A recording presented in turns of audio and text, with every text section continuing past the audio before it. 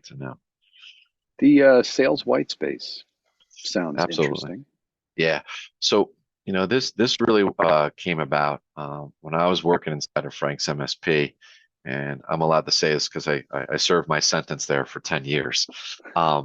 We used to have this massive spreadsheet, right? And on the top, we had all the different products and services and things we knew needed to do to make sure that the client had most of our products and services and they're doing things properly, right?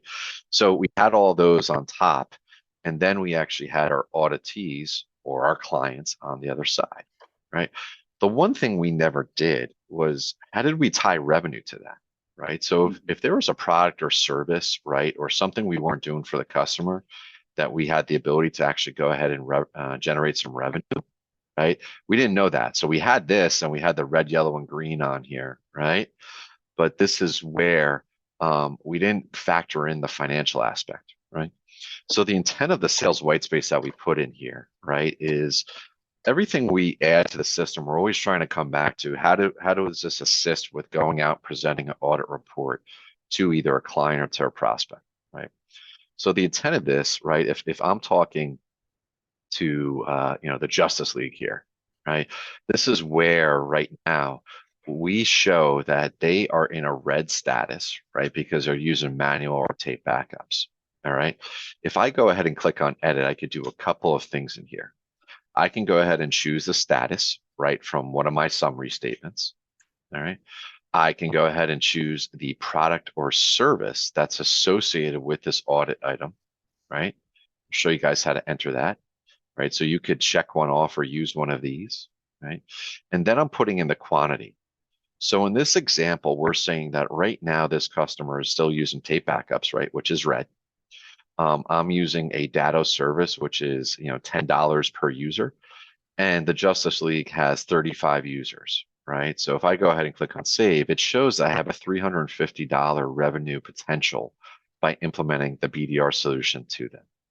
Okay, so let me take a step back here and show you how you add in those products and services into the audit item, right? So if I come into backup and disaster recovery when I'm in the sales white space, I could go ahead, right, and I could put the product or service in as Mike's, right? Mike's, if I could type Mike's backup service, right? The unit of measure, I'm actually going to do per gigabyte, all right? And I charge, I'm going to say $1, right, per gigabyte. I'm going to go ahead and click on save, right? So now I've gone in and added in the other BDR service that I offer, all right? Now, the other area, if you wanted to, and some additions we've made into the audit items menu option. So inside of the application, if you come into audit items, I'm going to right click and I'm going to go to open up in a new tab just to show you guys here, right? If I came into backup and disaster recovery, so if I search here for backup, right, and I come into edit, this is where you have a tab up top here called Sales Whitespace. So I could also enter that information at this area as well too, right? Right. So we give you two options. If you're being a little more granular and spending time on an individual audit item, you can go ahead and do that. Or you could enter right in here in the sales whitespace area, right? Now, if I come over here and I come to, let's go into the Michael Scott Paper Company. If I click on here, right, and I click on edit, I'm going to enter in that I'm going to use your service, Mike. I'm going to say that, you know what? They have an online backup service that's automated, but there's still area of improvement. All right. I'm going to choose Mike's backup service, and they have about, I would say, 850 gigs of data based upon our discovery that we found. So this will automatically change the box to a yellow, right? And it'll do the calculation for you that you have an 850 opportunity with BDO. Okay. That's Now, awesome. what Awesome. you also have the ability to do is you could review all of the opportunities for each of your clients in here as well too. So if I click on the Michael Scott Paper Company, here's all of the audit items that we went through in our most recent audit, right? Now, you could spend time on individual customers by choosing an audit item to add it to your opportunities. And then also too, spending time going in here and updating this to build out your sales white space. All right. So whether you want to do it by going to the audit item for each customer, or spend time going into the actual customer and identifying all the opportunities, you have the ability to do that in there. All right. Now, once again, I always like to try to tie things back to the business use case. The business use case here, right, is if I'm an MSP and I own one, right, I want to be talking to either myself if I'm doing the selling, my account managers, CSMs, salespeople, whatever you want to call them. I should be, hey guys, you should be doing nothing but scheduling business reviews with these top 5 customers, right? Look at the revenue potential that we can go ahead and generate, right? And then conversely, hey, marketing team, right? We should be doing nothing but marketing to these top 3 or 4 services, right? Let's start to do some email campaigns or drip marketing campaigns on these products and services because we stand to make a lot of revenue. And it's also great for the customer to have and also for us from a liability perspective as well, too. Right. So that was the whole intent of this, right? It just in Frank's MSP was just a spreadsheet with some colors on it. We would go in there.